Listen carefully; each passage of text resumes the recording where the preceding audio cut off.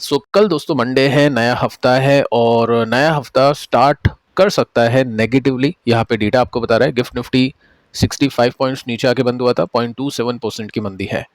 लेकिन कुछ खास बड़ी गिरावट नहीं है, तो ये सिचुएशन चेंज भी हो सकती है अगर क्रूड प्राइस ओपनिंग में गिर जाता है तो। क्योंकि सारा खेल अभी क्रूड के ऊपर डिपेंड कर रहा है। $100 के ऊपर चला गया था, अभी $100 के नीचे आ चुका है, विच इज़ वेरी गुड। फिलहाल अभी ये सिचुएशन है और अगले हफ्ते कौन कौन से ट्रिगर्स है जो मार्केट को प्ले कर सकते हैं उसके ऊपर बातचीत कर लेते हैं। एक ट्रिगर तो गायब हो चुका है, CJP जो प्रोटेस्ट चल रहा था वो। ठीक है, यहाँ पे हमने देखा कि धर्मेंद्र प्रधान ने रिजिग्नेशन दे दिया है, तो चलो ठीक है, वो ट्रिगर अभी आउट हो चुका है। देखते हैं आगे चल के कुछ होगा है वैसा या फिर नहीं। फिलहाल अभी कौन कौन से ट्रिगर्स हैं वो चेक कर लेते हैं। मार्केट का जो सेंटीमेंट है कॉशियस रहेगा, क्योंकि जियो पॉलिटिकल टेंशन अभी बढ़ चुकी है। आपको पता है ईरान वर्सेस US एस्केलेट हो चुका है, तो वो एक चीज़ आपको देखनी है। क्रूड ऑयल के प्राइजेस, ये सबसे बड़ा फैक्टर है जो मार्केट को इम्पैक्ट करेगा नेगेटिवली, इसको वॉच करना है। साथ में फॉरेन इन्वेस्टर्स का जो इन्वेस्टमेंट है वो अब सेलिंग में कन्वर्ट हो चुका है। पिछले कुछ हफ्तों में कुछ बाइंग आई थी अच्छी खासी, बट अब वो वापस से सेलिंग में कन्वर्ट हो चुकी है। तो कुछ बड़े पॉइंट्स नहीं है, कुछ डिफरेंट पॉइंट्स नहीं है, वही पॉइंट्स है जो अभी चल रहे हैं मार्केट के अंदर। और मार्केट की सिचुएशन देखें टेक्निकली तो थोड़ा सा नेगेटिव हुआ था कल ब्रेकडाउन करने के बाद में, बट अच्छी खासी रिकवरी हुई थी। तो सारा खेल डिपेंड करता है क्रूड के ऊपर। और वैसे अगर हम मार्केट को देखें लॉन्ग टर्म इन्वेस्टमेंट के हिसाब से, ब्रॉडर मार्केट की बात कर रहा हूँ, तो मार्केट मेरे हिसाब से सही है। क्योंकि यही चीज़ बार बार मार्केट उसके हिसाब से इम्पैक्ट नहीं करेगा। मतलब जैसे ही ट्रम्प की तरफ से कुछ न्यूज़ आती है, क्रूड प्राइस ऊपर जाता है, सो मार्केट उस हिसाब से बिहेव नहीं कर रहा है। हमने देखा था $70 पर जो क्रूड था उसके ऊपर काफ़ी सस्पेक्टेड एक्टिविटी हमने देखी, जिसमें एकदम से तेज़ी आती है, कुछ स्पाइक बनते हैं, बाइंग आती है बिना किसी रीज़न के। फिर मैंने आपको कहा था कि हो सकता है यहाँ पे कुछ इनसाइडर ने ट्रेड लिया हो, तो वहाँ से निफ्टी इतना नहीं गिरा जितना क्रूड बढ़ चुका है। $70 से $100 तक क्रूड पहुंच गया था।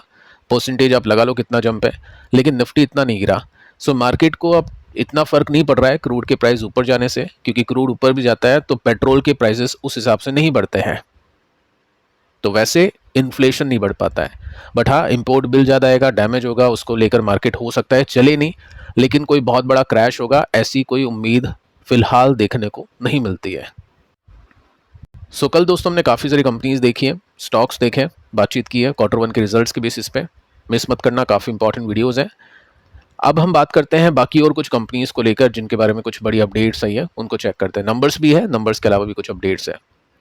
फर्स्ट कंपनी है राज रतन ग्लोबल वायर। एक टाइम पर मल्टी बैगर हुआ करता था, अभी के समय काफ़ी नीचे है, कोई रिकवरी इसमें देखने को नहीं मिलती है।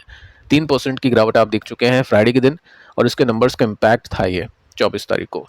प्रॉफिट आप देखोगे तो अच्छे खासे थे, 135 से बढ़ के 230 समथिंग कुछ पहुंचे थे। प्रॉफिट के मार्जिन भी इंप्रूव हुए थे, रेवेन्यू भी बढ़ा था।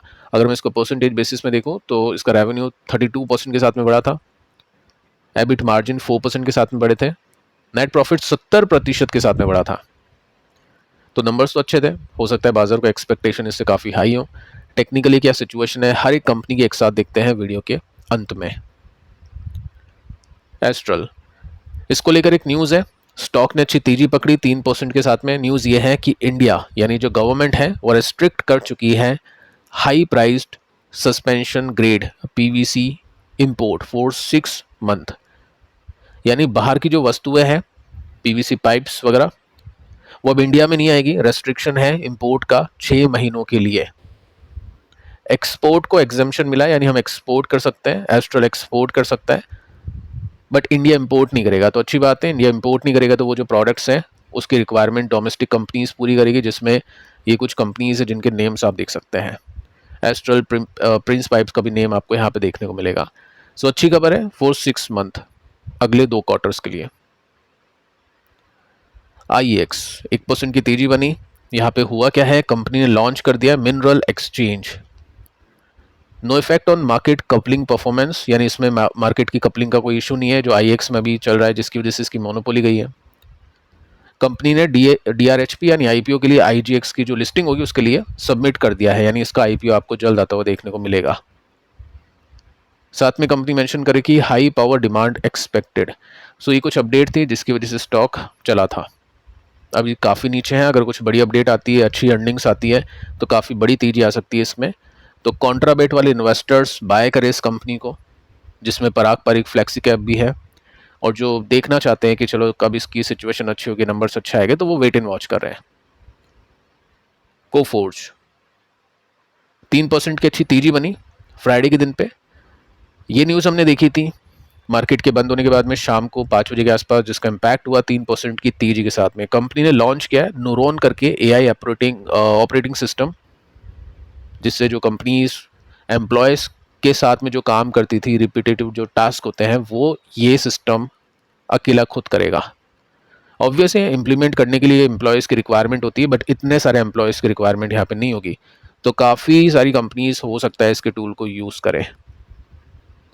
साथ में आप देख सकते हैं कंपनी को $230 मिलियन का कॉन्ट्रैक्ट मिला है यूरोपियन क्लाइंट से अगले 5 सालों के लिए। सो आईटी में अगर आपको कुछ देखना है, कोफोर्ज है, परसिस्टेंट है, ओरेकल है, ये 3 कंपनीज काफ़ी अच्छा कर रही है नंबर्स के बेसिस पे।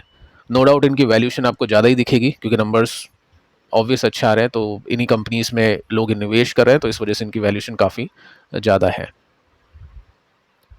एमटार, सो ये अब एएसएम कैटेगरी में है, ट्रेडिंग वॉल्यूम काफ़ी कम हो चुके हैं। फाइनली कंपनी ने कल बता दिया कि हम Q1 के नंबर्स डिस्कस करेंगे या डिक्लेयर करेंगे 30 जुलाई को सुबह 11 बजे ओपन मार्केट के अंदर। तो तैयार है ना, कुछ ही दिन की बात है। नंबर्स कैसे आएंगे, सर्किट ही लगेगा, या तो अपर होगा या लोअर होगा। अब यहाँ पे लोग बैट कर रहे हैं, जो भी सट्टा खेलना चाहते हैं कि चलो थोड़े पैसे लगाता हूँ, अगर ऊपर चल गया तो ठीक है, फिर हम कुछ सर्किट्स देखेंगे, और नीचे चल गया तो फिर लेने के देने पड़ेंगे। तो उसकी बेसिस पे यहाँ पे अभी कार्यक्रम चल रहा है। अब कुछ ऐसी कंपनीज को देखते हैं जिनके नंबर्स अभी कल आए हैं, यानी सैटरडे को आए, जिसका इम्पैक्ट होगा कल मार्केट के अंदर। IDFC फर्स्ट बैंक, तूफानी ग्रोथ मिली है इसमें। आप एनपीए देखो, सबसे पहले तो थोड़े से कम हुए हैं, एनपीए नेट एनपीए भी कम हुए, which is very good. Asset quality सुधरी है। परसेंटेज में देखें तो प्रोविजन बढ़े, देखो 31% के साथ में, एनपीए कम हुए, ठीक है। नेट प्रॉफिट कंपनी का 133% के साथ में बढ़ा है, 133%। रेवेन्यू कंपनी का जस्ट 14% के साथ में बढ़ा है। तो फाइनेंसिंग जो मार्जिन है वो काफ़ी अच्छे गए, इसकी वजह से कंपनी का अच्छा प्रॉफिट आया। देखते हैं कि मंडे को कैसा रिएक्शन होगा, टेक्निकली आगे चल के देखते हैं इस कंपनी को भी।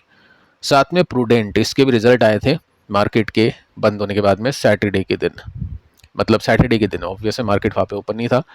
तो इम्पैक्ट कैसा होगा देखते हैं कल। प्रॉफिट के मार्जिन बढ़े हैं, सेल्स एंड प्रॉफिट में ग्रोथ देखते हैं। रेवेन्यू कंपनी का 17% ऊपर है, प्रॉफिट कंपनी का 44% ऊपर है, मार्जिन बढ़ चुके हैं, एबिटा बढ़ चुका है, अच्छे नंबर्स देखने को मिल रहे हैं। अब टेक्निकली देखते हैं कंपनी को। राजरत्न ग्लोबल वायर, नंबर्स अच्छे हैं, इम्पैक्ट कुछ खास नहीं था। अगर यहाँ से निकल जाता है तो ठीक है, फिर अब ट्रेंड इसमें हम उम्मीद करेंगे। पिछले कुछ क्वार्टर से नंबर्स अच्छे आ रहे हैं, या फिर ये स्टॉक इस तरह का पैटर्न बना सकता है जिसमें ये सपोर्ट, ये रेसिस्टेंस हो सकता है। यानी कुछ ऐसा वैसा दम नहीं है अभी कि एकदम से निकल जाएगा, काफ़ी बढ़िया तेजी मिलेगी, वो सिचुएशन टेक्निकली देखने को नहीं मिलती है। फंडामेंटली नंबर्स काफ़ी अच्छे हैं, दोनों चीज़ें होनी चाहिए, टेक्निकली भी पॉजिटिव और फंडामेंटली भी पॉजिटिव।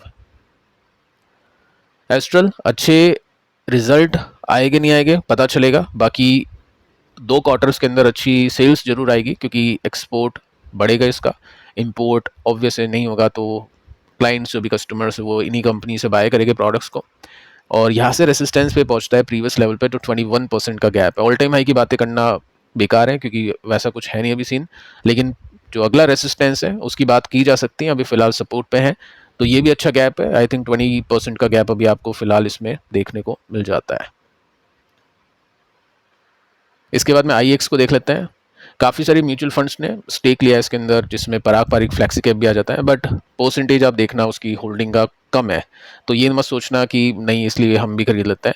वो चाहे तो एग्जिट भी कर सकते हैं क्योंकि बहुत मामूली सा परसेंटेज है, जस्ट एक्सपेरिमेंटल बाइंग करते हैं ये लोग सपोर्ट पे, कि अगर सही में हमारी जो कॉन्ट्रा बैट है वो हिट हो जाएगी तो हम और एलोकेशन बढ़ा देंगे, तो वो सपोर्ट की बाइंग यहाँ पे की है। तो ऐसी कंपनीज में मेरे हिसाब से जो रिटेल इन्वेस्टर है उनको तो वेट ही करना चाहिए क्योंकि टेक्निकली बहुत ही वीक है, बहुत ही ख़राब है, और फंडामेंटली भी कुछ खास नहीं है। IGX की या जो भी वो कंपनी थी उसकी लिस्टिंग होगी तो फिर देखते हैं कैसा GMP होगा। अगर उस कंपनी में दम होगा, सेपरेटली उसके प्रॉफिट बढ़ेंगे, तो ऑब्वियसली उन कंपनीज के अंदर टेक्निकली फंडामेंटली सिचुएशन के हिसाब से इन्वेस्टर काम कर सकता है। कोफोर्ज, अच्छी कमेंट्री, अच्छे रिजल्ट, अच्छी गाइडेंस, पूरे 27 के लिए बहुत अच्छी गाइडेंस दी है कंपनी ने। हो सकता है ये लेवल भी टूटे, अगर ये टूटता है तो फिर ये ऑल टाइम हाई को रिक्लेम करने के लिए बनेगा और उसमें भी गैप काफ़ी अच्छा है। अभी 230 मिलियन का ऑर्डर मिल चुका है। कंपनी ने एक नया ऑपरेटिंग जो प्लेटफॉर्म या सिस्टम हम बोल सकते हैं एआई का, वो भी बनाया है, एमटार। 30 तारीख ध्यान में रखनी है, या तो सर्किट में ऊपर है या फिर सर्किट में नीचे है। अभी यहाँ पे लोग बेट करना शुरू कर देंगे इसके ऊपर, क्योंकि नंबर्स का जो डेट है वो आ चुकी है। 3% स्टॉक अभी नीचे है। अगर नंबर्स अच्छा आ गए या थोड़ी सी भी गाइडेंस अच्छी आ गई ना, तो फिर अपर सर्किट है। लेकिन अगर प्रॉब्लम हो गई तो ऐसे भी नहीं सोच सकते हैं कि 30% गिर चुका है, अब कितना ही गिरेगा, गिरने में ज़्यादा भी गिर सकता है। सो दोनों चीज़ें, आपको क्या लगता है कि नंबर्स अच्छा आएगा या ख़राब आएगा, नीचे कमेंट कर सकते हैं। इसके बाद में दोनों कंपनीज को भी देख लेते हैं जिसके रिजल्ट शनिवार को आया। आईडीएफसी फर्स्ट बैंक, बहुत ही कमाल के रिजल्ट है। एक ब्रेकआउट इसने दिया था जो टिका नहीं, उसके बाद में स्टॉक नीचे आता है और इन सपोर्ट्स के बेसिस पे अभी चल रहा है। अगर रिजल्ट अच्छे आते हैं तो कल आपको दिखेगा ये ब्रेकआउट, ये चार्ट में देख लेना प्राइस वगैरह। अगर ये ब्रेकआउट मिल जाता है क्लोजिंग बेसिस पे, अच्छी क्लोजिंग होती है, कोई बड़ी प्रॉफिट बुकिंग नहीं आती है, तब जाके फिर हम इस रेसिस्टेंस की उम्मीद कर सकते हैं, क्योंकि टेक्निकली भी कंपनी अच्छी हो जाएगी, फंडामेंटली भी कंपनी अच्छी हो जाएगी। इसके बाद में प्रूडेंट, नंबर्स अच्छे हैं, कोई प्रॉब्लम नहीं है, रेसिस्टेंस पर काफ़ी बार प्रॉफिट बुकिंग हुई है। कल देखते हैं कि कैसा रिएक्शन आएगा। बाकी नॉर्मली इस तरह से शायद चले, ऐसे डेटा या ऐसे नंबर्स हमने अभी देखे हैं। सो फिलहाल दोस्तों इस वीडियो में इतना ही। पिछले 2 वीडियोस आप देख लेना। मिलते हैं नेक्स्ट वीडियो में, तब तक के लिए बाय बाय।